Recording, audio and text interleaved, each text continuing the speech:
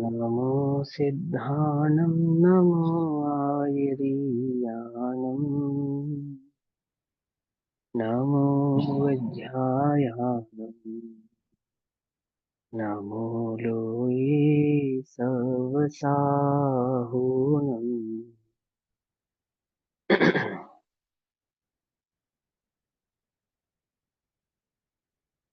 ओंकारं बिन्दुसंयुक्तं नित्यं ध्यायन्ति योगिनः कामदं मोक्षदं चैव ओंकाराय नमो नमः।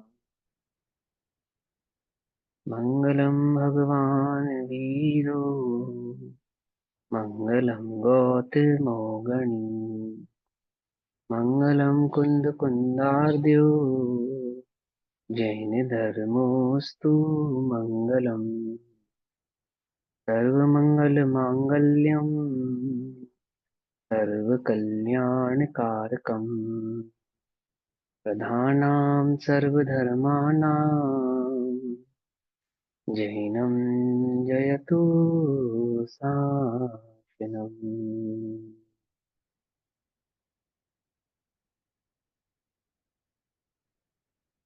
तज्जयति परं ज्योतिः समं समस्तैरनन्तपर्याये दर्पणतिल इव सकला प्रतिफलति पदार्थमालिका यत्र।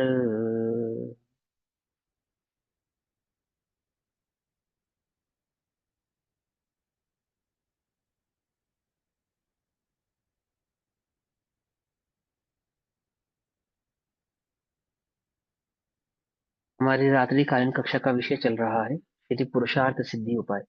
आचार्य अमरचंद्र दे द्वारा रचित पुरुषार्थ सिद्धि उपाय का स्वाध्याय पेज नंबर 4343, कारिका नंबर 14, गाथा नंबर या कारिका नंबर श्लोक नंबर 14।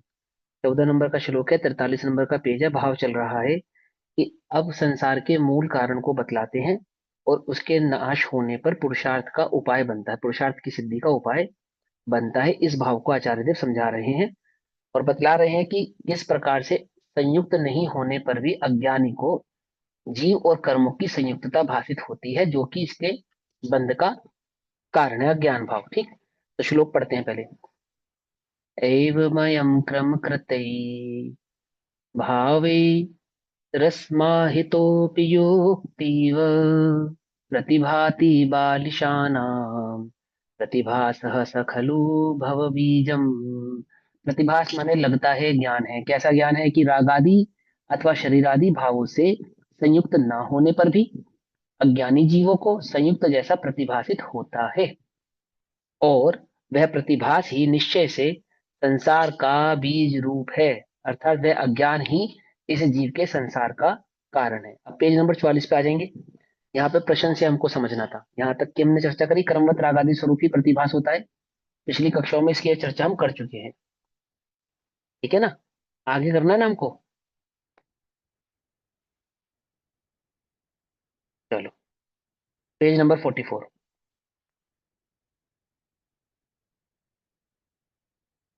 ये जो प्रश्न है, प्रश्न से ऊपर का एक पैराग्राफ है, वहां ज्ञानी स्वरूप का परीक्षक। मिल गया सबको? देखा दीदी? मिल गया? हाँ, चलो। म- मुझे नहीं मिल रहा है, बट मैं आपको फॉलो करूंगी। पेज नंबर 44 है। ओके। चलो सुनो। वहां ज्ञानी, वहां मतलब कहाँ? जो ऊपर वस्तु का स्वरूप समझाया ना, वस्तु के संदर्भ में उसके चैतन्य आदि भावों को समझाते हैं, तो क्या कहते हैं? वहां ज्ञानी स्वरूप का परीक्षक तो ऐसे ही जानता है। कैसे जानता है? कैसे जानता है? कि राग आदि आत्मा का निज भाव नहीं है, आत्मा तो अपने स्वच्छता रूप चैतन्य गुण में विराजमान है। तो वहां ज्ञानी, ज्ञानी मतलब जिसको वस्तु स्वरूप की समझ है, खबर है, वो कैसे जानता है? वह स्वरूप का परीक्षक। स्वरूप की परीक्षा कैसे की उसने? स्वरूप की परीक्षा कैसे की उसने? परीक्षा करके जाना। किससे परीक्षा की? परीक्षा कैसे की?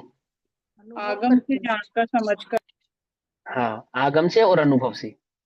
आगम और अनुभव का मिलान करके, उसको परीक्षा कहते हैं। समझे? परीक्षा कैसे की? जो उसको आत्मानुभूति प्रकट हुई, उस आत्मानुभव को उसने आगम से मिलाया, है ना? ऐसे ही नहीं कि मुझे अनुभव हुआ है तो सत्य ही है। जगत में ऐसे अनुभवी बहुत है जो अपने अनुभव को सत्य मानते हैं। उनको लगता है हमने जो अनुभव प्राप्त किया है वो सत्य है, पर ऐसा नहीं। अनुभव को उसने क्या किया? परीक्षा करा। परीक्षा कहाँ से किया? आगम से मिलान करके। समझ में आती है बात? कहाँ से होती है परीक्षा? ये सुरेखा जी, सरोज, सरला, पमिता और ये वर्षा, है ना? जो लोग ऑनलाइन हो सकते हैं ना, हो जाए एक बार, समझेंगे तो और अच्छे से समझ में आएगा। परीक्षा कैसे करते हैं? परीक्षा का स्वरूप कहाँ बतलाया गया है? आत्मानुभूति की परीक्षा का स्वरूप कहाँ बतलाया गया है? शालिनी दीदी रुको आप, बाकी सबको भी पूछना दो ना, आपको तो मालूम है। मालूम है कहाँ बतलाया है? ध्यान दिया कभी? हमें आत्मानुभूति हाँ, होगी, वो सही है या गलत है हमें कैसे मत मालूम चलेगा? और उसका स्वरूप क्या है हमें कैसे पता चलेगा? क्या आगम में इसका कोई उल्लेख है? क्या हमें कहीं से प्राप्त हो सकता है? ऐसे तो पांच परमागमों के आधार से इस बात को जाना जा सकता है, परंतु फिर भी विशेष आगम के निचोड़ पूर्वक आचार्य कल्प पंडित टोडरमल जी ने रहस्यपूर्ण चिट्ठी में वो उस भाव को इंगित किया है, प्रदर्शित किया है कि जो अनुभव होता है, उस अनुभव की परीक्षा कैसे की जाती है और कैसे अनुभव को प्रकट किया जाता है। दोनों बातें, परीक्षा कैसे होती है यह भी, और प्रकट कैसे होता है यह भी, दोनों बातों को वहां पे इंगित किया, इंडिकेट किया है। तो क्या कहते हैं वहां? ज्ञानी स्वरूप का परीक्षक तो ऐसे ही जानता है जिसने स्वरूप को परीक्षा करके जाना है, पुरुषार्थ पूर्वक जाना है। आपने कहा और हमने जान लिया ऐसा नहीं, किसी ने कहा और हमने मान लिया ऐसा नहीं।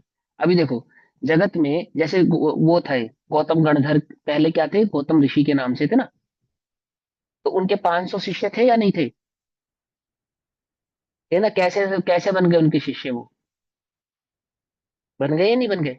और लोक में मिथ्या मार्गियों के शिष्य हैं या नहीं है? बोलो, है कोई भी जगत में ऐसा गुरु जिसके शिष्य ना हो, बिना शिष्यों के गुरु बन गया हो? कोई भी नहीं है ऐसा।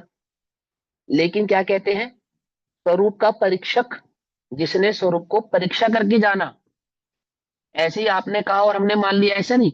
और गजब की बात देखो, जैसा गुरु को अनुभव हो रहा है अन्य शिष्यों को भी वैसा अनुभव प्राप्त हो रहा है। हो रहा है या नहीं हो रहा है? बोलो।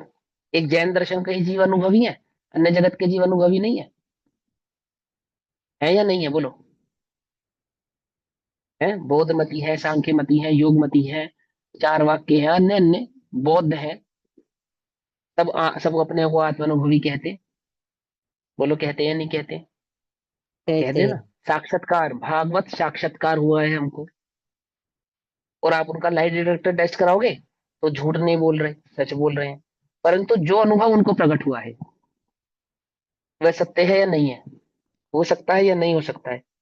अब देखो, जिसने स्वरूप को परीक्षा, यानी स्वरूप का परीक्षक, परीक्षा करके जिसने स्वरूप को जाना, परीक्षक तो ऐसे ही जानता है। किंतु अपरीक्षक, अपारखी पुरुषों को, जिनको स्वरूप की खबर नहीं है, पारखी नहीं है, जो परीक्षा करना नहीं जानते हैं, सत्पुरुष सत्य स्वरूप अथवा वास्तव में वे आत्मा पुद्गल क्रमवत रागादि स्वरूप ही प्रतिभाषित होता है।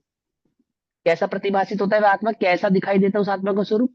जिन्होंने उस आत्मा के स्वरूप की परीक्षा नहीं की है, वास्तव में वह आत्मा कैसा दिखाई देता है? पुद्गल कर्मवत, जैसे कर्मों का स्वरूप है, पुद्गल का स्वरूप है, ऐसा ही रागादि स्वरूप वाला वह आत्मा उनको प्रतिभाषित होता है। आई बात समझ में? नहीं समझ में? समझ में आती है? उनका जो अनुभव है कैसा है? स्पर्श रस गंध वर्ण शब्द आदि का जो अनुभव है, वो बेसिकली वो जो पुद्गल का अनुभव है, वह पुद्गल का अनुभव ही उन्हें किसका अनुभव लगता है? आत्मा का। आत्मा का अनुभव लगता है। किनको? जिन्होंने उस आत्मा के संदर्भ में सही प्रकार से परीक्षा नहीं की है। और परीक्षा कैसे होती है आत्मा की?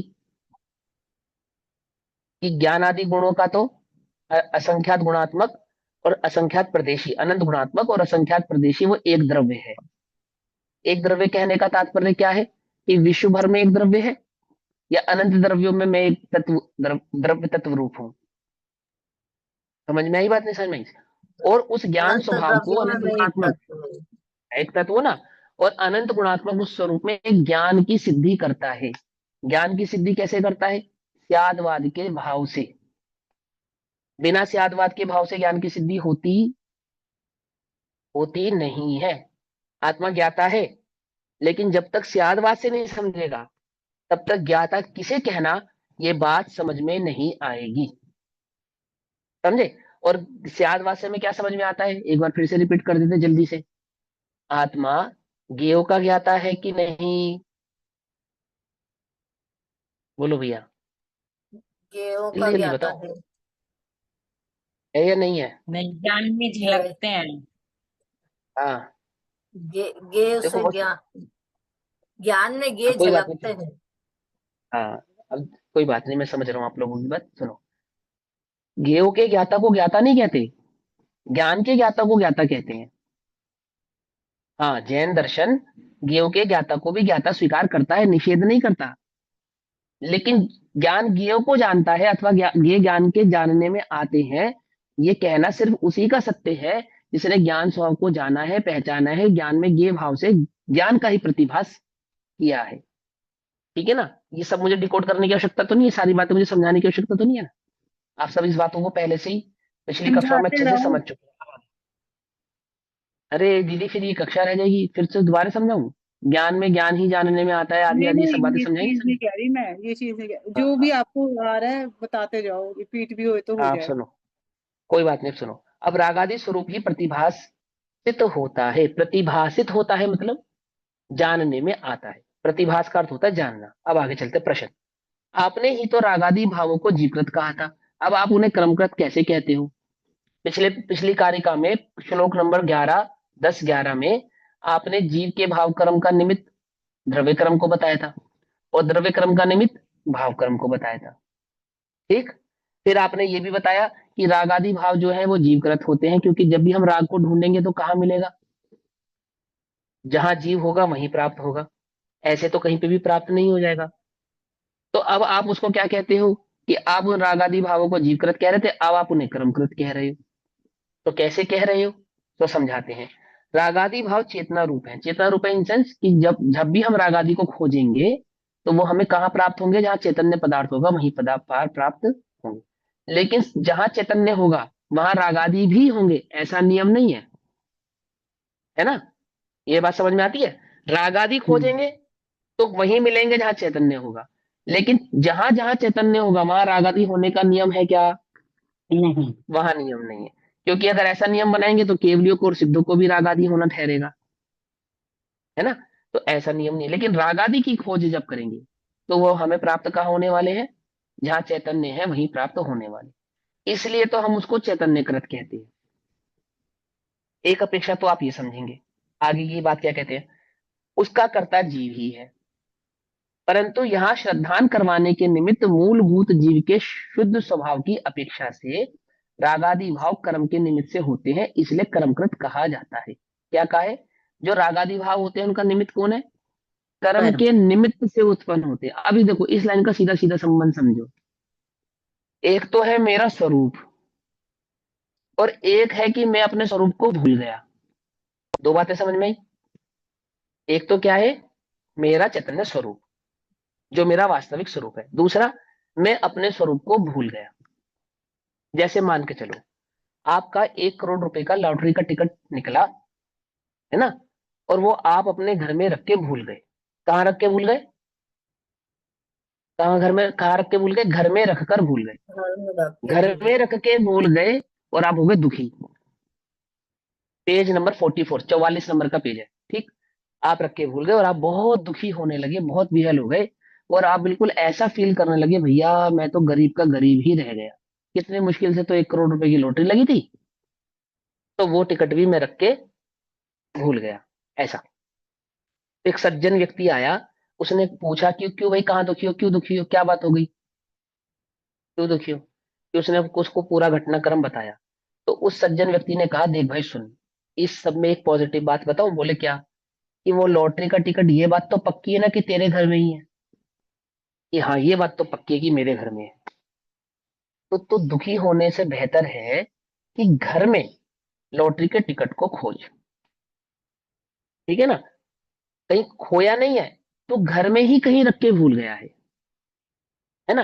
तेरा वो करोड़ रुपया कहीं खोया नहीं है। कहाँ है? कहाँ है? तेरे ही घर में है। तेरे ही घर में है। अब तू गरीब ठहरा, तेरा कितने कमरों का घर है, 10 या 20? जो 1 करोड़ रुपए की लॉटरी पे दुखी हो रहा है, उस गरीब का घर कितने कमरों का होगा? 10-20 कमरे तो कम से कम होंगे उसके घर में। है? एक होगा, ज्यादा से ज्यादा दो होंगे, बस। समझे नहीं समझे? बात समझ में आई? तो उसको समझाया कि अरे भाई, दुखी होने से बेहतर है कि तू उस टिकट को देख, उस टिकट को ढूंढ। और तुझे कोई बहुत बड़ा विस्तार नहीं है, दुनिया भर में नहीं ढूंढनी है, ये 2 कमरों के घर में तुझे उस टिकट को ढूंढना है, सहजता से मिल जाएगा। आई बात समझ में नहीं? ऐसे ही जो रागादि परिणाम थे, वो जीव को क्यों उत्पन्न हो रहे थे? स्वरूप को नहीं जानता था, भूल गया था, दुखी हो रहा था। तो दुखी होने वाला तो जीव ही था, राग द्वेष करने वाला तो जीव ही था, स्वरूप को भूलने वाला तो जीव ही था। लेकिन अब उसको स्वरूप का ज्ञान कराना है, तो क्या कराएंगे? कि ये जो राग आदि हो रहे हैं ना, जैसे ही तुझे स्वरूप की खबर होगी, ये राग आदि क्या होगा इनका? क्या होगा इनका? ये विलीन हो जाएंगे, रहेंगे ही नहीं। क्योंकि उसको वहां उसके स्वरूप का ज्ञान कराना है, इसलिए राग आदि तेरा भाव नहीं है, ये उसको ज्ञान कराते हैं। आई बात समझ में? समझ आई बात? नहीं समझे? निश्चयभाषी क्या भूल करता है? स्वरूप को तो जानता ही नहीं, और वर्तते हुए रागादि में मेरे नहीं ऐसा मान लेता है। यानी टिकट तो खोजता ही नहीं, और घर में पड़ा है, घर में पड़ा है ऐसे कह के संतुष्ट हो जाता है। और जब समय आएगा टिकट दिखाने का, तब क्या दिखाएगा अगर ढूंढेगा नहीं तो? समय आएगा ना, और समय से टिकट नहीं दिखाया, तो क्या होगा? कैंसिल हो जाएगी नहीं हो जाएगी? लॉटरी कैंसिल हो जाएगी ना। ऐसे ही सुखी होने का जो काल है, सुख का अनुभव, सुख का वेदन तो जब होगा जब स्वरूप की ओर देखेगा। अब उसने क्या करा निश्चयभाषी ने? इस राग आदि का कर्ता मैं नहीं हूं, ऐसा सीख लिया, और स्वरूप की ओर देखा नहीं। राग आदि का कर्ता तू नहीं है, ये हमने क्यों बताया था? क्यों बताया था? पढ़ो लाइन। राग आदि भाव चेतन रूप है। कौन कह रहा है ये बात? सबसे पहले प्रमाणित करेंगे, पहले वक्ता को प्रमाणित करेंगे, फिर वक्ता की बात को प्रमाणित करेंगे। कौन कह रहा है ये बात? कौन कह रहा है? जल्दी बोलो करो भैया। आचार्य अमरचंद्र देव कह रहे हैं ना। ज्ञानी। अरे आचार्य अमरचंद्र देव समझा रहे हैं आपको ये बात, अज्ञानी नहीं कह रहा है। समझो ध्यान से। 1 मिनट के लिए अपना उपयोग शांति से गहरा सांस लो, छोड़ दो, और इधर स्थिर करो, है ना। और ये बात तुम्हें समझ में आएगी, तो जिनागम की चाबी तुम्हें प्राप्त होगी। सबसे पहली बात, कहने वाले आचार्य अमृतचंद्र देव आपको वस्तु के स्वरूप का ज्ञान करा रहे हैं, और वस्तु के संदर्भ में निश्चय व्यवहार आदि भावों को नहीं समझने के कारण जो त्रुटि, जो भूल आपके चित्त में व्याप्ति है, होती है, उस भूल को यहाँ निकालने के लिए इंडिकेशन दिया जा रहा है। और उन आचार्य अमृतचंद्र देव द्वारा कथित इन गाथाओं पर या इन श्लोकों पर आचार्य कल पंडित टोडरमल जी टीका कर रहे हैं। तो दो दिग्गज विद्वान, दिग्गज विद्वान, अपने अपने काल के, अपने अपने समय के, एक आचार्य और एक आचार्य कल्प, आपसे वस्तु के संदर्भ में क्या कह रहे हैं? ये कान वालों जरा ध्यान से सुनो। क्या सुनो? कौन सा कान? कान माने, कान माने ये वाला कान नहीं। कान माने ज्ञान। समझे या नहीं समझे? कान माने कान नहीं, कान माने ज्ञान। ये कान वालों सुनो, अर्थात ये ज्ञान वालों सुनो। क्या सुनो? कि रागादि भाव चेतना रूप है, और अतः उसका कर्ता जीव ही है। पहले तो ये समझो आप, हम नहीं कह रहे कि उसका कर्ता अजीव है, लेकिन जब हम ये कहते हैं कि रागादि परिणामों का कर्ता जीव नहीं, अजीव के कारण हो रहे हैं निमित्त, जब हम निमित्त की अपेक्षा से उसको कह रहे हैं, ध्यान रखना। तो क्यों कह रहे हैं?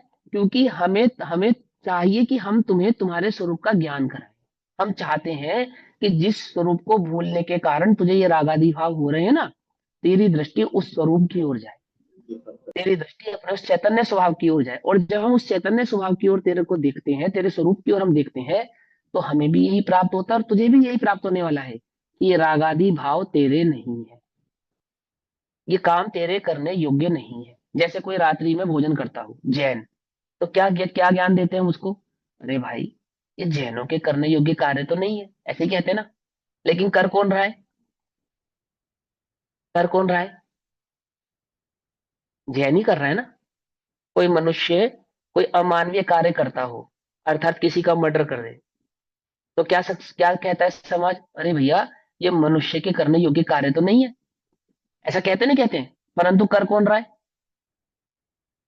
करने वाला कौन है? मनुष्य ही तो है। रात्रि भोजन जैनों के करने योग्य है क्या? नहीं करने योग्य। अभक्ष बहुत आदि भोजन करना, मांसाहार आदि करना, शराब आदि पीना, क्या ये जैनियों की या सज्जन पुरुषों के करने योग्य कार्य है? नहीं। कर कौन रहा है? कर कौन रहा है? करने वाला मनुष्य ही है। करने जैन वाला वो जैन कर जैन रहा ही है। तो है। जैन ही कर रहा है। ऐसे ही राग आदि परिणाम को, ये तो जीव के करने योग्य नहीं है। कर कौन रहा है? पुद्गल। यदि पुद्गल जीव कर रहा होता जीव तो कर रहा जीव है। को संबोधन क्यों देते?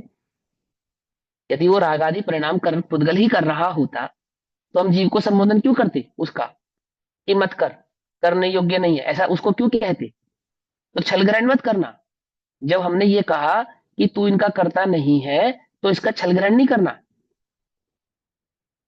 आई बात समझ में? क्या कहना चाहते हैं हम ये कहना चाहते हैं कि तेरा स्वभाव नहीं है, ये तेरे करने योग्य नहीं है, तू स्वरूप को भूल गया है ना, इसके लिए होते हैं।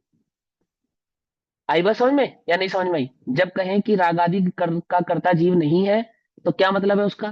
कि कर तो रहा हूं मैं ही, पर मेरे करने योग्य नहीं है, ये मेरा स्वभाव नहीं है। स्वभाव तो मेरा चैतन्य ज्ञान भाव है, उसको भूल जाने के कारण ये मेरा अज्ञान भाव है, जो रागादि भाव रूप में प्रवृत्ति करता हूँ। क्लियर हुई बात? नहीं क्लियर हुई? किसी को कोई शंका इस बात में, कोई प्रश्न? सभी को समझ में आया? सरोज आंटी जी, दो दो सरोजा हमारी क्लास में, रोज वन सरोज टू, कैसे पता लगेगा?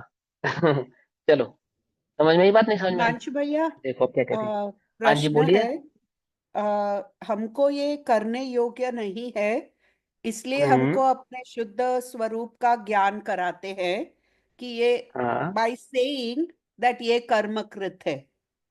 Is that the way it हाँ, इज? हाँ हाँ हाँ बिल्कुल, ये कि अगर वो कहता है कि हो तो रहे हैं, तो दो दो दो रीजन बताएंगे उसको। पहला पहला रीजन क्या बताएंगे? कि कर्म के कारण हो रहे हैं। हम्म। जब उसको कर्म वाली बात समझ में आ जाएगी, फिर उसको समझाएंगे कि देख, कर्म के कारण नहीं हो रहे हैं, तू अपने स्वरूप को भूल गया ना, इसके लिए हो रहे हैं। हाँ हाँ। दोनों बातें समझाएंगे ना उसको। अब वो कर्म हम्म। वाली बात तो आपको समझ में आ चुकी है। अब यहाँ पे आपको क्या समझना है? कि ये मेरे अज्ञान के कारण होते हैं, मैं अपने स्वरूप को नहीं जानता हूं, इसके लिए होते हैं। तो सुनो, राग आदि भाव चेतन रूप है, अतः उसका कर्ता तो जीव ही है। लेकिन परंतु यहाँ श्रद्धान करवाने के निमित्त मूलभूत जीव के, यानी कि जीव का जो वास्तविक स्वभाव है, स्वरूप है ना, शुद्ध स्वरूप की अपेक्षा से रागादि भाव कर्म के निमित्त से होते हैं। ध्यान रखना, कर्म के निमित्त से होते हैं। जब हम कहते हैं कर्म करत है, तो वहां पे वो बात निमित्त की अपेक्षा से है, कर्ता की अपेक्षा से नहीं है। कर्ता कौन है? कर्ता कर्म और निमित्त नैमित्तिक समझते हैं ना हम? जीव समझते हैं या स्वयं नहीं समझते? करता है। हाँ, जब हम कहेंगे रागादि भाव का कर्ता कर्म है, तो वहां पे जो कर्म है वो कर्ता है या निमित्त है? निमित्त है, निमित्त। निमित्त है। हम उसको क्या समझ रहे हैं? निश्चयवासी क्या समझ रहा है? कर्ता समझता है कि कर्म के उदय के कर्ता कारण समझता मुझे है। राग आदि। पकड़ में आई बात? नहीं पकड़ में आती है? इस बात को कैच कर पाते हो? है ना? मिथ्या दृष्टि को ऐसा लगता है कि कर्म करवा रहा है, लेकिन ज्ञानी जानता है कर्म का तो निमित्त है, वास्तव में तो ये मेरा अज्ञान भाव है।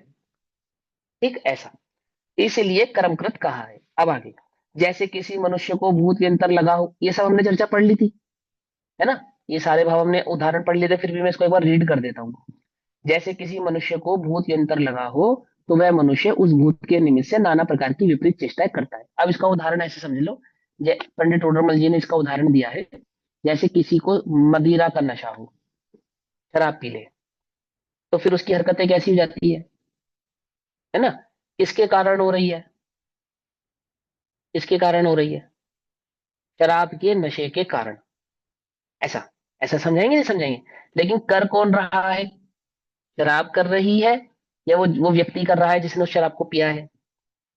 कर तो वो व्यक्ति ही रहा है ना? तो कैसे कहते हैं, जैसे किसी मनुष्य को भूत नियंत्रण लगा हो, तो वह मनुष्य उस भूत के निमित्त से नाना प्रकार की विपरीत चेष्टाएं करता है।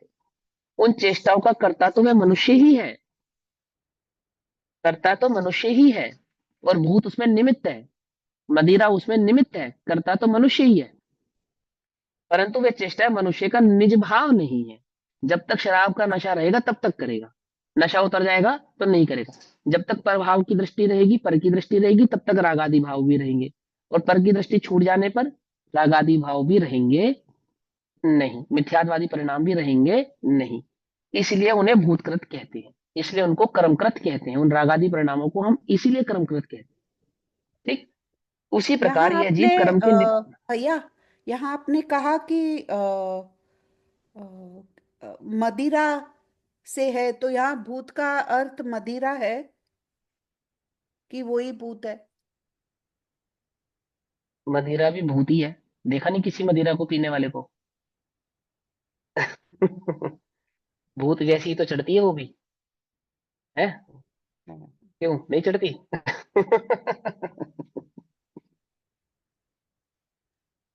चलो भैया सुनो, उसी प्रकार यह जीव कर्म के निमित्त से, है, नाना प्रकार विपरीत भावों रूप परिणमन करता है। इसके निमित्त से, कर्म के निमित्त से, निमित्त कर्ता कौन है? जीव का अपना अज्ञान भाव, और कर्म का उसमें क्या है? निमित्त। मैं इंडिकेट कर रहा हूं जानबूझ के बार बार, क्योंकि ये हमारी भूल में बैठा है, ये हमारे अंतरंग में बैठा है कि मैं तो राग आदि का करता नहीं हूँ। राग आदि में परवर्तता हुआ ये मिथ्या दृष्टि जीव ऐसा मानता है, मैं राग आदि का करता नहीं, मैं तो इनका ज्ञाता हूँ। अरे ज्ञाता तो जब बनेगा जब ज्ञान स्वरूप को पहचानेगा। ये राग आदि का करता तू ही है, तेरा ज्ञान भाव ही है। कर्म का तो इसमें निमित्त था।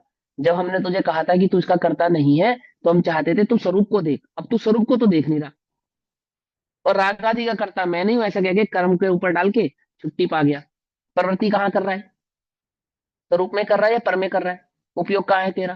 स्वरूप में है या पर में है? ज्ञेय बुद्धि है या नहीं है तुझे? ज्ञेय आसक्ति है या नहीं है तुझे? ज्ञेय आसक्ति छुड़ाने के लिए कहा था, ज्ञेय आसक्ति तो छोड़ी नहीं। और क्या कहने लगा? मैं तो इनका ज्ञाता हूँ, कर्म करता है, कर्म करता है, कर्म करता है, ऐसा मान के क्या हो गया? संतुष्ट हो गया। पूछो अपने आप से, क्या हम ऐसा करते हैं या नहीं करते? क्या ये हमारी भूल में बैठा है या नहीं बैठा है? यदि बैठा है तो क्या करना चाहिए? हमें सुधार करना चाहिए। तो क्या कहते हैं, जिस प्रकार कोई मनुष्य अज्ञानी गुरु सॉरी, उसी प्रकार यह जीव कर्म के निमित्त से नाना प्रकार विपरीत भाव रूप परिणमन करता है। उन भावों का कर्ता तो जीव ही है, उन राग द्वेष आदि परिणामों का कर्ता कर्ता तो जीव ही है, परंतु यह जीव के निज भाव नहीं है, स्वभाव नहीं है। स्वभाव नहीं है फिर भी हो रहे हैं, क्यों हो रहे हैं? अज्ञान के कारण हो रहे हैं। अज्ञान दूर करेंगे नहीं, या करेंगे? हम करेंगे ना। अज्ञान तो दूर किया नहीं, उल्टा अज्ञान को पुष्ट कर लिया। किससे? इन स्यादवाद के वचनों के स्वरूप को नहीं जानकर, नहीं समझकर, इस अज्ञानी ने अपने अज्ञान को क्या कर लिया? पुष्ट कर लिया। जैसे आपने बचपन में सुनी होगी, बंदर के हाथ में उस्तरा। उस्तरा सुनी कहानी, कथा सुनिए। पंचतंत्र की कहानियों में आती है कहानी, बंदर के हाथ में उस्तरा। उस्तरा माने किस तरह? नहीं, ब्लेड। तो क्या करता है वो बंदर? क्या करता है मालूम? वो शेविंग की नकल करने के चक्कर में अपना ही गला, ये गाल काट लेता है ना? ऐसे ही वो अज्ञानी स्यादवाद के वचनों को नहीं जानने वाला उस दूधारी तलवार रूपी स्यादवाद के वचनों से, जिनसे कर्म काटने थे, किसे काटा? अपने अपने अपने अपने निज चैतन्य ज्ञाय भाव स्वभाव का ही घात कर लिया, अर्थात अपने मिथ्यात्व को ही पुष्ट कर लिया। इसलिए जिन वचनों को बड़े ध्यान से, धैर्य से समझना चाहिए, है ना? तो देखो क्या कहते हैं, परंतु यह जीव के निज भाव नहीं है, अतः उन भावों को कर्मकृत कहते हैं। अथवा कर्मकृत जो नाना प्रकार की पर्याय, वर्ण गंध रस स्पर्श कर्म नो कर्म, देव नारक मनुष्य त्रिंच शरीर, और सहनन संस्थान आदि भेद, अथवा पुत्र मित्र मकान धन धान्य आदि भेद हैं, इन सबसे शुद्धात्मा प्रत्यक्ष भिन्न ही है। समझ आई बात? इन सबसे तो आत्मा कैसा है? प्रत्यक्ष भिन्न ही है। जिस प्रकार कोई मनुष्य अज्ञानी गुरु के कहने से एकांत झोपड़ी में बैठकर भैंसे का ध्यान करने लगे। अब देखो सुनो,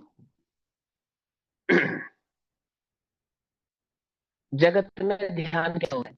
तो जगत में ध्यान कराते हैं, इसको कहते हैं रूपस्थ ध्यान। क्या नाम है इस ध्यान का नाम? रूपस्थ ध्यान। तो रूपस्थ ध्यान किस प्रकार का होता है? जैसे लोक में कहा कि मैं ब्रह्म स्वरूप हूं, ऐसा निरंतर ध्यान करने से तुम ब्रह्म स्वरूप हो जाओगे, अथवा ब्रह्मा में विलीन हो जाओगे, भगवान का ही अंश हूँ, अथवा राम का ही अंश हूँ, है ना? ऐसा ऐसा धारण करना है। तो किसी एक अज्ञानी गुरु ने कहा कि तू भैंसे का ध्यान कर। और भैंसे का ध्यान कैसा कर? कि आंख मूंद के बैठ गया और अंतर में ये धारणा करने लगा कि जैसा भैंसे का रूप रंग आकार होता है, ऐसा ही मेरा रूप रंग आकार है। देखो तुम्हें दिख रहा है या नहीं दिख रहा है? और भैंसे के सींग कितने बड़े हैं? इतने बड़े हैं, इतने बड़े हैं कि जिस कमरे में मैं बैठा हूं, उस कमरे के दोनों छोर, दोनों कोनों को वो भैंसे के जो सींग है वो जाके टच कर गए।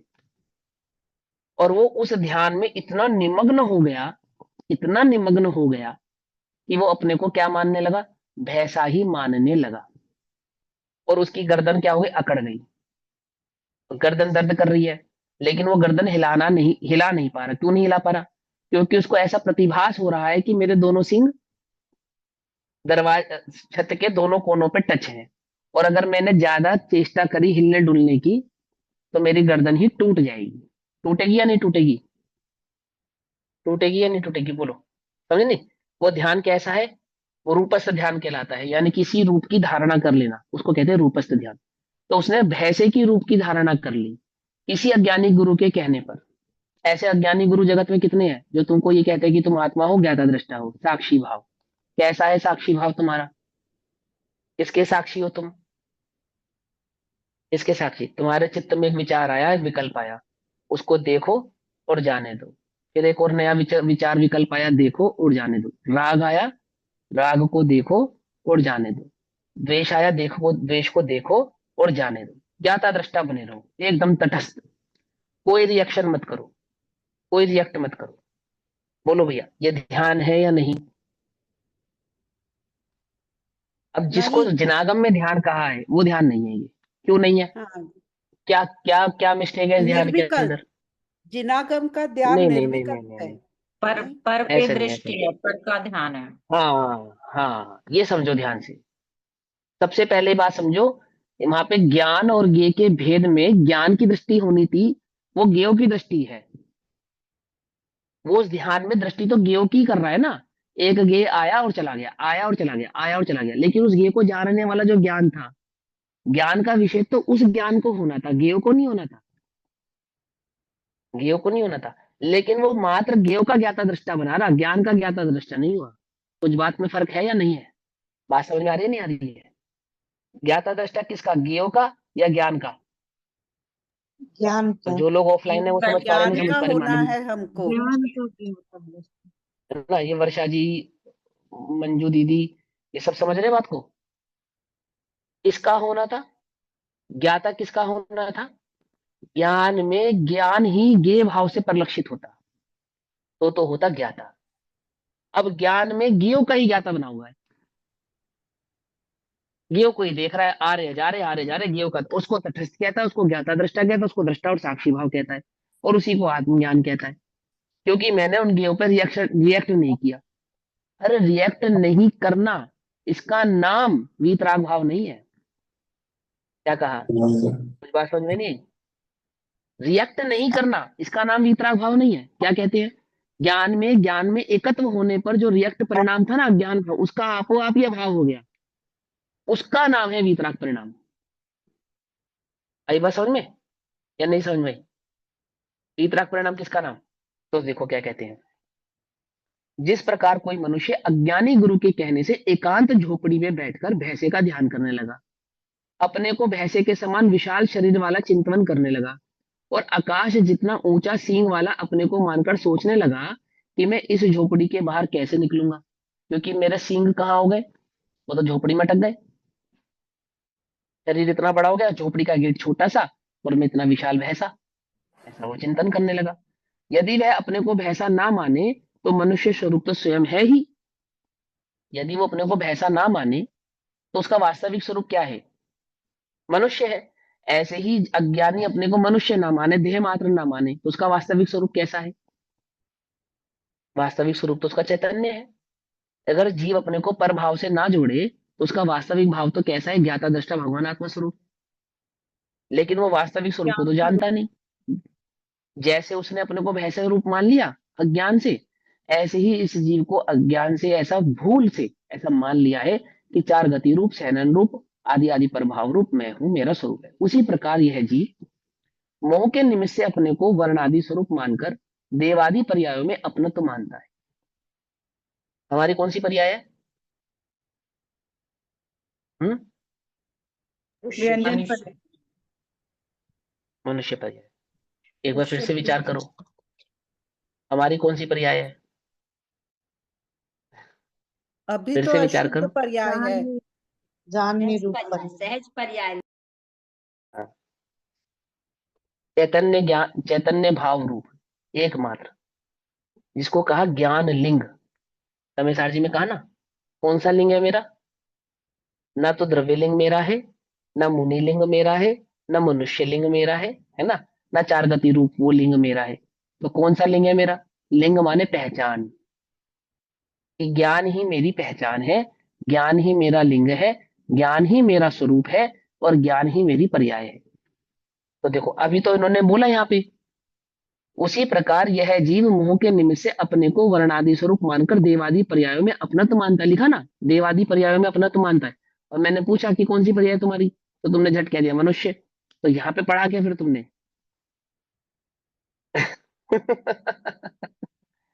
क्या पढ़ा फिर? अपना तो किसमें माना था तुमने? मनुष्य में माना था ना। और पूछा कि तुम कौन हो, तुम्हारी पर्याय कौन सी है। जैसे वो जो भैंसे का ध्यान कर रहा है, उसको पूछा जाए कि तेरी कौन सी पर्याय, कौन है तू, तो क्या बोलेगा? मनुष्य या भैंसा? क्या बोलेगा वो? ऐसा बोलेगा वो तो। भैंसा बोलेगा वो तो, क्योंकि वो भैंसे का ध्यान कर रहा है। ऐसे तुमसे, तुमको बताया उसका उदाहरण देकर, तुमने कहा हाँ हाँ हमें समझ में आ गया। और हमने पूछा तुम्हारी कौन सी पर्याय, तो तुमने झटकिया क्या दिया? मनुष्य पर है तुम्हारी तो ज्ञान पर्याय थी, उस पर तो तुमने ध्यान ही नहीं दिया है। अटेंशन होकर पढ़ो भैया। तो कहते हैं उसी प्रकार यह जीव मोह के निमित्त से अपने को वर्णादि स्वरूप मानकर देवादि, देवादि माना देव, मनुष्य, त्रियंच और नारकी आदि पर्यायों में अपनत्व मानता है। यदि ना माने तो अमूर्तिक शुद्धात्मा तो आप बना ही बैठा है। यदि वहां उसमें अपनत्व ना धारण करे तो क्या है वो? अपना तो चैतन्य ज्ञान स्वरूप ही अपना भाव है, अन्य कुछ भी अपना भाव नहीं है। इस प्रकार यह आत्मा कर्म जनित रागादि भाव अथवा वर्णादि भाव से सदा काल भिन्न है। तदुक्तम वर्णाद्यावराग मोहादयो वा भिन्ना भावाः सर्व एवास्य पुंसः। तो भी अज्ञानी जीवों को आत्मा कर्म जनित भावों से संयुक्त प्रतिभास होता है। तो भी, नहीं होने पर भी, एक ज्ञान भाव होने पर भी, वर्णादि रागादि भावों वाला स्वभाव वाला नहीं होने पर भी, अज्ञानियों को, जिन्हें वस्तु की खबर नहीं है, वस्तु स्वरूप का ज्ञान नहीं है, उनको कैसा भाषित होता है वे आत्मा? कर्म जनित, कर्म के द्वारा उत्पन्न हुए जो भाव हैं। कौन कौन से भाव कर्म के द्वारा उत्पन्न हुए हैं? औदैहिक भाव, नो कर्म आदि, राग आदि परिणाम किसके द्वारा उत्पन्न हुए हैं? कि द्रव्य कर्म, भाव कर्म और नो कर्म। नो कर्म ये शरीर आदि, ये किसके द्वारा उत्पन्न हुए हैं? कर्म के द्वारा। और किसको, ये जीव को क्या लगता है कि मेरे हैं, ऐसा। अज्ञानी जीवों को आत्मा कर्म जनित भावों से संयुक्त, संयुक्त माने एक रूप, एक रूप प्रतिभास होता है, दिखाई देता है, जानने में आता है। खलु सह प्रतिभासः भव बीजम, यही तो भव का बीज है। निश्चय से, निश्चय से यह प्रतिभासी संसार का बीज भूत है। समझिए बात? भूत कौन सा? भूत प्रेत वाला नहीं, भूत माने रूप, बीज रूप है। रूप को भी बीज कहते, भूत कहते हैं, ठीक है ना। स्वरूप, जिसको कहा स्वरूप, भैया, जैसे कहा ये आत्मभूत। हाँ, ये जो कह रहे हैं इज बिकॉज हमारा एकत्व शरीर के साथ है, इसलिए हम्म, ऐसा कह रहे हैं ना। कैसा? ये जो कह रहे हैं कि कर्म जनित भावों से संयुक्त प्रतिभासित होता है बिकॉज हमने हम्म, एकत्व शरीर के साथ किया है, हम्म। हाँ, हाँ, तो इसलिए प्रश्न क्या है आपका? इसके साथ है संयुक्त। हाँ ये, हाँ हाँ ये इसलिए कह रहे हैं, सीधी सी बात है। निश्चय से यह प्रतिभासी संसार का बीजभूत, अगर स्वरूप निश्चय से मतलब वास्तव में जीव का अज्ञान ही क्या है, इस संसार का कारण है, ये समझाया यहाँ पे। कौन है तुम्हारे दुख का कारण, कौन है? कर्म का उदय अपना अज्ञान भाव नहीं, स्वयं। अपना ज्ञान भाव। कर्म के उदय में जो अपनत्व है, कर्म के परिणमन में जो निज भाव है, पर के परिणमन में जो आपने अज्ञान से निज भाव धारण किया, अपनत्व धारण किया, वो अज्ञान भाव आपकी क्या है, संसार क्या अथवा दुखों का चार गति परिभ्रमण का कारण। पकड़ में ही बात नहीं पकड़ी। इससे पहले क्या लगता हमारे इस संसार परिभ्रमण का कारण कौन है? पहले कौन था हमारे कर्म का संसार? ऐसा भास था, अभी समझता है कि हम्म। अज्ञानता की वजह से है। हाँ, किसका ज्ञान? पूजा किसका? की लाइन में आते हैं ना, मेरा। जड़ कर्म घुमाते हाँ हैं मेरे तो जीव का, मिथ्या हाँ भ्रांति इस रही जीव है। हाँ का, हाँ हाँ, मेरा खुद आता है का। ना, बाबूजी की पूजा की लाइनों में आता है ना, जड़ जड़ कर्म कर्म घुमाता है घुमाता मुझको, यह यह मिथ्या मिथ्या भ्रांति रही भ्रांति मेरी, मैं राग द्वेष किया करता, जब परिणत। तब परिणति होती जड़ केरी, है ना। बंधे एक रागादिक अशुद्ध उपयोग सु, है ना। बंध का एकमात्र कारण कौन है? जीव का अशुद्ध रागादि अशुद्ध उपयोग, उपयोग माने रागादि अशुद्ध उपयोग माने जीव का अज्ञान। अज्ञान समझ में, ये बात नहीं समझ में? ये बात सभी अच्छे से नोट कर लो। तुम्हारे संसार में परिभ्रमण का कारण कौन? तुम्हारा स्वयं का अज्ञान। अज्ञान माने क्या? वस्तु स्वरूप की वास्तविक खबर नहीं होना।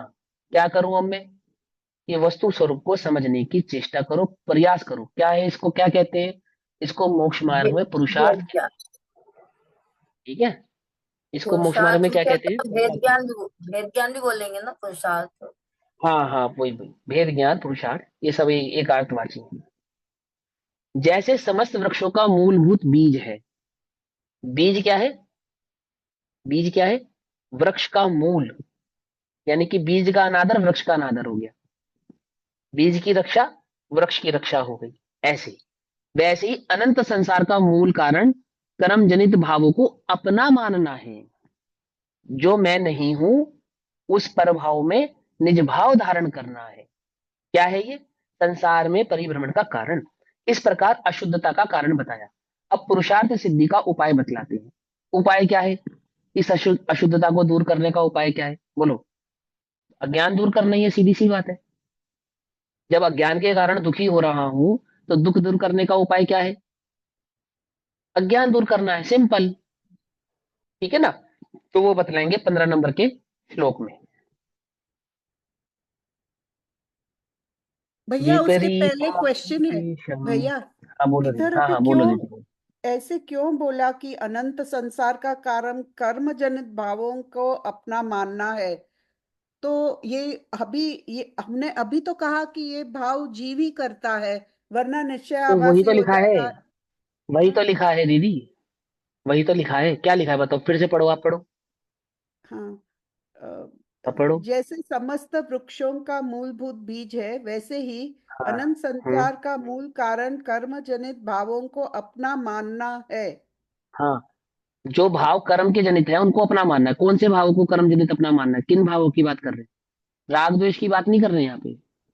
तो अज्ञान भाव को। उद्गल का जो, अरे भैया आगे आगे मत चलो। अज्ञान भाव तो तुम कर ही रहे हो। अज्ञान क्या है तुम्हारा?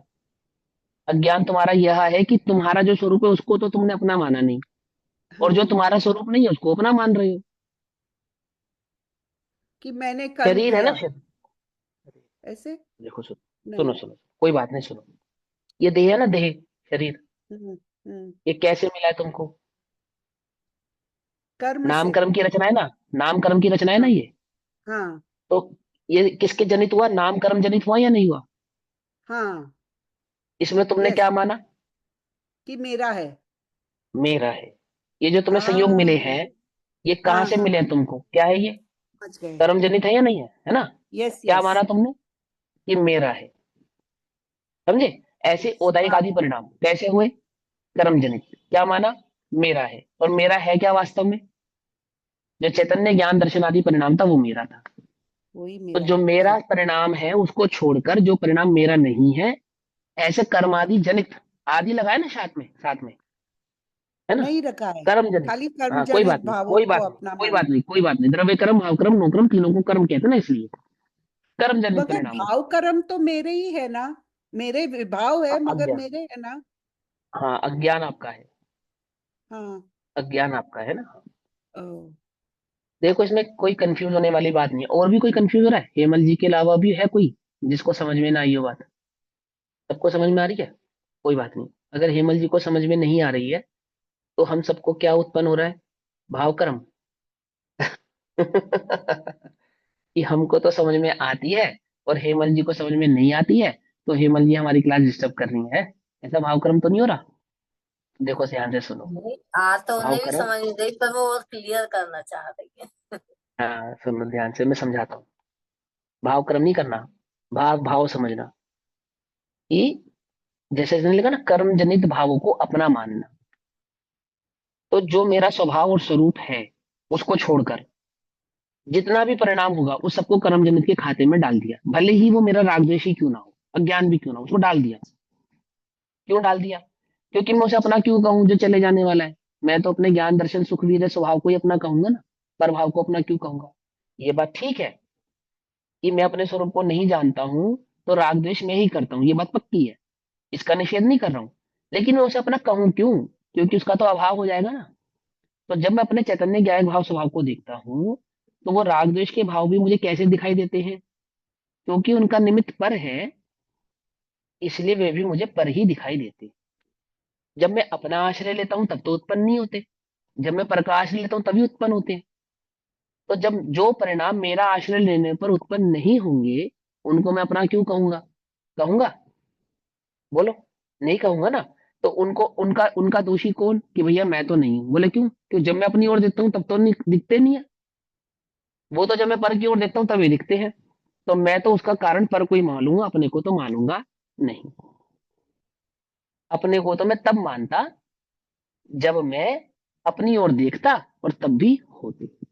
अब ऐसा कहना ज्ञानी के लिए तो ठीक है, जिसने अपनी ओर देखा है।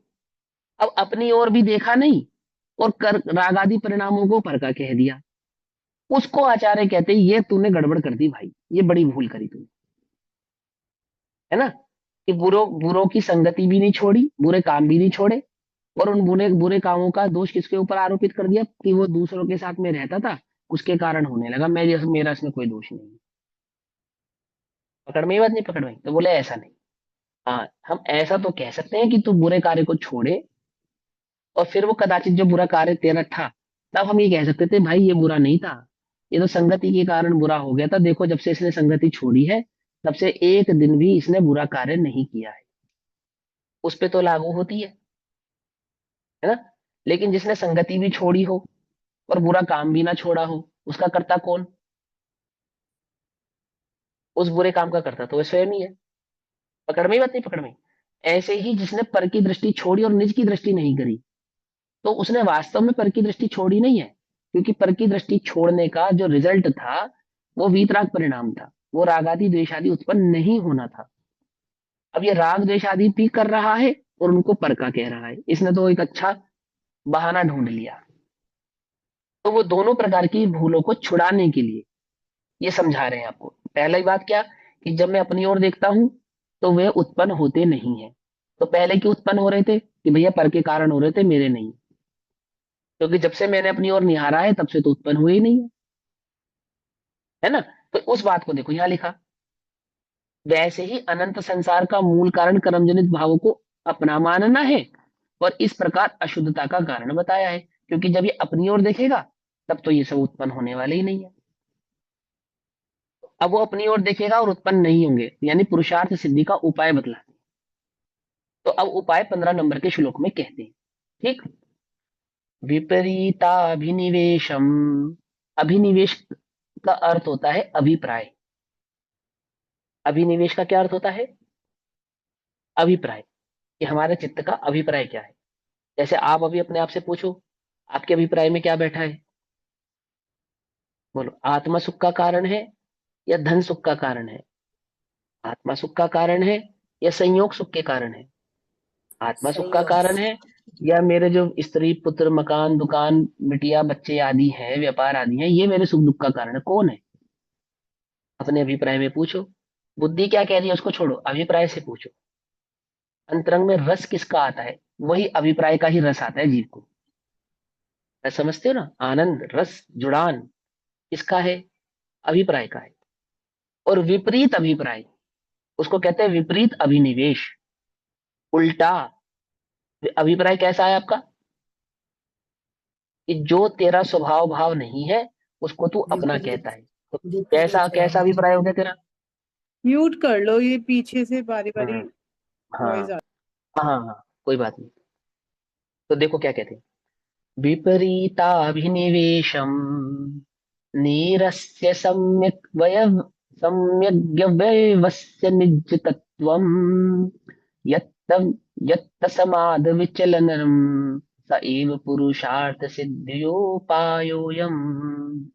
विपरीताभिनिवेशम, विपरीत श्रद्धान का, श्रद्धान कहना, अभिप्राय कहना और अभिनिवेश कहना एकार्थवाची होते हैं, एक ही मतलब होता है इनका। किन किन का? श्रद्धान, अभिप्राय और अभिनिवेश। क्या मतलब है? तीनों का एक ही मतलब है। ठीक, तो क्या कहते हैं? विपरीत माने उल्टा, मिथ्या। विपरीत श्रद्धान का निरस्य, नाश करके, अपने उल्टे अभिप्राय का नाश करके, मतलब अपने अज्ञान का नाश करके। इस विपरीत अभिनिवेश का आध्यात्मिक नाम है मिथ्यात्व। क्या नाम है? क्या नाम है? मिथ्यात्व। मिथ्या। हम म्यूट रह के ही बोलो। तुम्हारे होठ हिलते हैं ना, वो भी दिखते हैं। गर्दन तो हिलाते हो, होठ नहीं हिलाते हो। होठ हिलाने से क्या फायदा होगा? वो तुम्हारी धारणा में चला जाएगा। तुमने देखा छोटे बच्चों को टेबल कैसे याद कराते हैं? बच्चे चिल्ला चिल्ला के, टू वन जा टू, टू टू जा फोर, ऐसे करते हैं ना बच्चे। A for apple, B for boy, ऐसे बोलते हैं ना। क्यों बोलता है? क्यों बुलवाते हैं उनको? वो उनकी धारणा में चला जाता है, इसलिए हम बुलवाते हैं तुमसे, ताकि तुम्हारी धारणा में चला जाए। समझ में ही बात। हाँ, तो देखो, विपरीत श्रद्धा, वहां पे विपरीत अभिनिवेश का आध्यात्मिक नाम, जिसको जो कर्णयुग का नाम है, वह है मिथ्यात्व। क्या है वो? मिथ्यात्व, है ना। और इसी मिथ्यात्व का आध्यात्मिक नाम अज्ञान। क्या नाम है? अज्ञान। आई बात समझ में? आ गई बात समझ में? है ना। अभी अध्यात्म में मिथ्यात्व को कहेंगे अज्ञान, कर्णानुग में कहेंगे मिथ्यात्व, श्रद्धा की अपेक्षा से कहेंगे विपरीत श्रद्धान अथवा विपरीत अभिनिवेश। ये व्याकरण के नाम होते हैं। विपरीत अभिनिवेश आदि कहना ये व्याकरण के नाम है। और अभिनिवेश का पर्यायवाची है अभिप्राय। और इसी अभिप्राय और अभिनिवेश को गुणों की अपेक्षा से कहेंगे, तो चार श्रद्धा गुण की अपेक्षा से कहेंगे श्रद्धान, विपरीत श्रद्धान। समझ में ये बात? नहीं समझ में? समझ में आती है बात? ज्ञान उल्टा है या सीधा? कि ज्ञान सीधा अभिनिवेश ही होता है। का मतलब, अभिनिवेश का मतलब हाँ, इन्वेस्ट भी होता है ना। तो अपने अपने ज्ञान को अपन जहाँ इन्वेस्ट करेंगे वो वैसे ही वो होगा ना उसका अभिप्राय। अभिनिवेश का अर्थ इन्वेस्ट होता है। अभिनिवेश का अर्थ इन्वेस्ट होता है, निवेश का अर्थ इन्वेस्ट होता है। हाँ। निवेश का अर्थ होता है या अभिनिवेश का अर्थ होता है? निवेश, निवेश का अर्थ होता है हाँ, और अभिनिवेश? तो उसको इन्वेस्ट नहीं करना मतलब। अरे उसको नहीं जो भैया, ऐसा तो सुनो मेरी बात, ये उल्टे सीधे अर्थ मत करो। ठीक है ना, वो किसी अपेक्षा से सही भी होगा, लेकिन सीधा सीधा चलने दो। मैं बहुत ज्यादा पढ़ा लिखा नहीं हूँ, बहुत ज्यादा व्याकरण भी नहीं जानता हूँ, वो सिंपल सिंपल सी बात जानता हूँ। सिंपल सिंपल सा सीख लो मेरे से, तो है ना। अब वो निवेश, वो श्रद्धा, इन्वेस्टमेंट, वो सब कुछ नहीं है, वो सीधा सा बात है। जीव का विपरीत जगह उपयोग का जो जुड़ान होता है ना, उसकी अपेक्षा से उसको निवेश आदि के कह देते हैं। वो सिंपल सी बात समझो, श्रद्धान, मिथ्या श्रद्धान, मिथ्या अभिप्राय, उल्टा अभिप्राय, है ना, या जीव का अज्ञान, बस इतना। तो क्या कहते हैं? विपरीत श्रद्धान का नाश करके, नाश करके यानी कि अभाव करके। तो अज्ञान का अभाव कैसे करेंगे हम? अज्ञान का अभाव कैसे करेंगे? ज्ञान सही स्वरूप में। अभिप्राय ज्ञान से, हाँ, सही ज्ञान जैसे अभिप्राय से। अज्ञानी को, ज्ञान से करेंगे जैसे अज्ञान अज्ञानी, का अभाव। हाँ, अज्ञानी जीव होता है, अज्ञानी जीव, उसको ज्ञानी कैसे बनाते हैं हम? पहले उसका दिमाग बदल देते नहीं बदल देते हैं, मिथ्या भाव को अज्ञान सारा नष्ट निकाल करके। देंगे और ज्ञान सारा उसके अंदर भर देंगे, ऐसा करते हैं, है ना। वस्तु अज्ञान किसको स्वरूप का कहेगा? ज्ञान करा के हाँ, और जो फिर ज्ञान है ना, अनुभव। ज्ञान, जो ज्ञान है, इसी ज्ञान में सही बात को निर्णय कराकर, सही धारणा कराकर वो अज्ञानी अब क्या हो जाएगा? ज्ञानी कहलाने लगेगा। बस सिंपल सी बात है। अभी हमें वस्तु स्वरूप समझ में आ जाए तो हम क्या कहलाने लगेंगे? ज्ञानी कहलाने लगेंगे, सिंपल, है ना। किसी भाषा का आपको ज्ञान हो जाए तो उस भाषा के आप क्या कहलाने लगोगे? ज्ञानी कहलाने लगोगे। कोई बात आपको समझ में आ जाए तो आप उस बात के क्या कहलाने लगेंगे? ज्ञानी कहलाने लगेंगे। और जो बात आपको समझ में नहीं आती उसके संदर्भ में आप क्या है? अज्ञानी। जैसे फॉर एग्जाम्पल, मुझे प्लेन उड़ाना नहीं आता तो प्लेन के संदर्भ में क्या हूं मैं? अज्ञानी। लेकिन मुझे प्लेन की टिकट बुक करना आता है तो उसके संदर्भ में क्या हो गया मैं? ज्ञानी। सिंपल सी बात है ना। मैंने जो मुझे बात आती है और सही आती है उसके संदर्भ में तो मैं ज्ञानी हूं, और जिसका मुझे ज्ञान नहीं है उसके संदर्भ में मैं अज्ञानी हूं। तो मैं कौन हूं ये मुझे पता है क्या? तुम्हें पता है तुम कौन हो? कि भैया तुम नहीं जानते, हमें हम कौन है तुम जान जाओगे तो तुम्हें मालूम चल जाएगा। तुम जानते नहीं हो हम कौन है, तो तुम जानते हो या नहीं जानते हो कि तुम कौन हो? तो अपने स्वरूप के बारे में हम नहीं जानते हैं, ये हमारा अज्ञान है। और हम अपने स्वरूप के बारे में जान जाएंगे तो ये हमारा ज्ञान हो जाएगा। ठीक। तो क्या कहते हैं? विपरीत श्रद्धान का नाश करके निज स्वरूप को यथार्थ रूप से मतलब जैसा वस्तु का स्वरूप है उसी प्रकार, जैसा मेरा भाव है, निज स्वरूप माने मैं और मेरा स्वरूप, तो जैसा मेरा स्वरूप है वैसा का वैसा, यथार्थ माने वैसा का वैसा, जानकर, वयवस्य जानकर, यत जो, तस्मात अपने उस स्वरूप में से, अविचलम अर्थात भ्रष्ट नहीं होना, चलित नहीं होता। स्वरूप को जानकर जो स्वरूप में स्थिर हो जाता है, अपने स्वरूप को जानकर जो अपने स्वरूप में कैसा हो जाता है? स्थिर हो जाता है, वही इस पुरुषार्थ सिद्धि उपाय, पुरुषार्थ सिद्धि का उपाय है। कितना सिंपल उपाय है, कितना मुश्किल है बोलो। अपना स्वरूप पहचानो और उसमें स्थिर हो जाओ, बस खत्म। यही पुरुषार्थ सिद्धि उपाय है। पूरा मोक्ष मार्ग आ गया इसके अंदर। जो आपकी अपने बारे में उल्टी मान्यता थी ना, उसको सीधा करो और उसमें क्या हो जाओ? स्थिर हो जाओ। क्या हो गया? ये आपका पुरुषार्थ सिद्धि उपाय हो गया। समझ में आ गई? श्लोक सिंपल से ना। देखो अब भावार्थ टीका पढ़ते हैं। अपने यह में अपनापन विपरीत कर। यह विपरीताभिनिवेशम निरस्य सम्यक निज तत्वम व्यवस्य तत्तस्मात् अविचलन स एव अयम पुरुषार्थ सिद्धि उपायः। सिंपल है, ज्यादा मुश्किल नहीं है। आप संस्कृत से भी हिंदी कर सकते हैं। जो विपरीत श्रद्धान का नाश करके, देखो ये आचार्य जो, कौन से आचार्य ने लिखा ये? अमृत चंद्र चंद्र। आचार्य ने लिखा और तोड़मल जी ने टीका। Very good. हाँ, तो आचार्य अमृतचंद्र देव ने एक टीका भी लिखी, किस पे? समय सार जी पर। क्या नाम है उसका? आत्मख्याति टीका। उसमें जो संस्कृत यूज की ना, बहुत क्लिष्ट है, बहुत मुश्किल संस्कृत यूज की है। उन्हीं आचार्यों ने पुरुषार्थ सिद्धि उपाय के अंदर बिल्कुल इजी संस्कृत यूज की है। सिंपल, एकदम इजी संस्कृत। क्या लिखा उन्होंने? देखो कितना सिंपल। यत, ये यत माने जो, विपरीताभिनिवेशम जो विपरीत अभिप्राय है, निरस्य अर्थात उसका त्याग करके, उसका नाश करके, सम्यक निज तत्वम अपने तत्व का जो सम्यक स्वरूप है, व्यवयस्य अर्थात ज्ञान, तत् माने उसका, तस्मात अविचलम माने उसका ज्ञान करके और उसमें अविचल होकर यानी कि स्थिर होकर, स एव अयम यह ही पुरुषार्थ सिद्धि उपाय, यह पुरुषार्थ सिद्धि उपाय है।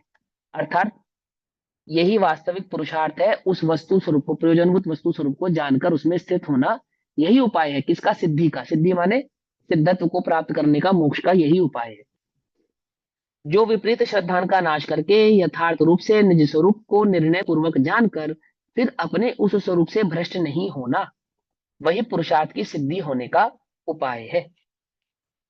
भावार्थ, पहले जो कहा था, क्या कहा था? संसार का जो बीज रूप अज्ञान भाव है, ये बताया था ना।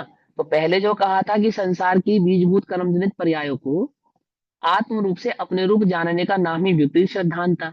जो मेरा स्वरूप नहीं है, ऐसे परभाव को मैं निज भाव से जान रहा था, यही मेरा अज्ञान था। अब और उसका जो मूल जो विनाश करना है, करना ही सम्यक दर्शन है। अर्थात उस अज्ञान भाव को छोड़ देने का नाम ही क्या है? सम्यक दर्शन है, सच्चा ज्ञान है, सच्चा श्रद्धान है। कर्म जनित पर्यायों से भिन्न शुद्ध चैतन्य स्वरूप को, यानी अपने वास्तविक स्वरूप को यथार्थतया जानकर, यह सम्यक ज्ञान है। और कर्म जनित पर्यायों से उदासीन होकर स्वरूप में अकंप स्थिर रहना तो सम्यक चारित्र है। सिंपल सी बात, अपने स्वरूप को जानकर अपने स्वरूप में स्थिर होना, अपने स्वरूप का ही अनुभव करना सदा काल के लिए, यही सम्यक दर्शन ज्ञान और चारित्र है। तो जानना ये ज्ञान है, उस पे विश्वास करना यह श्रद्धान है, और उसमें स्थिर रहना तो यह चारित्र है। इन तीन भावों का समुदाय ही इस जीव के कार्य सिद्ध होने का उपाय है। क्या है इस जीव का कार्य? प्रयोजन भूत तत्व की प्राप्ति होना, सिद्धत्व की प्राप्ति होना, ये कार्य है ना। दूसरा कोई उपाय सर्वथा, दूसरा कोई उपाय क्या नहीं, सर्वथा सर्वथा सर्वथा मतलब कभी तो कोई उपाय और कभी तो कोई उपाय। आई बात समझ में? कभी उपाय माने हम और कभी उपाय माने, ऐसा नहीं है। आई बात समझ में? समझ में भैया आ रही इसका नहीं समझ में आ रही मतलब है? कि एक ही उपाय है और वो है त्रिरत्न, रत्नत्रय, एक ही हाँ, उपाय है, रत्नत्रय एक ही एकमात्र उपाय उपाय है। है, एक ही उपाय, दूसरा कोई उपाय नहीं है। आई बात समझ में? ऐसा जो इस उपाय में लगते हैं उनका वर्णन करते हैं। अब जो इस उपाय को धारण करते हैं, इस उपाय का में चेष्टा करते हैं, पुरुषार्थ करते हैं, उनके वो कौन से जीव हैं, कैसे हैं, उनका वर्णन करते हैं श्लोक नंबर 16 में। ठीक, तो अभी तो समय हुआ, तो 16 नंबर का श्लोक हम कल पढ़ेंगे। तब तक के लिए सभी को जय जिनेन्द्र। ओम नमः सिद्धेभ्य। निज निधि निज में बताई यह अनंत पुकार, उसके लिए जिन वाणी माँ को वंदना शतबार।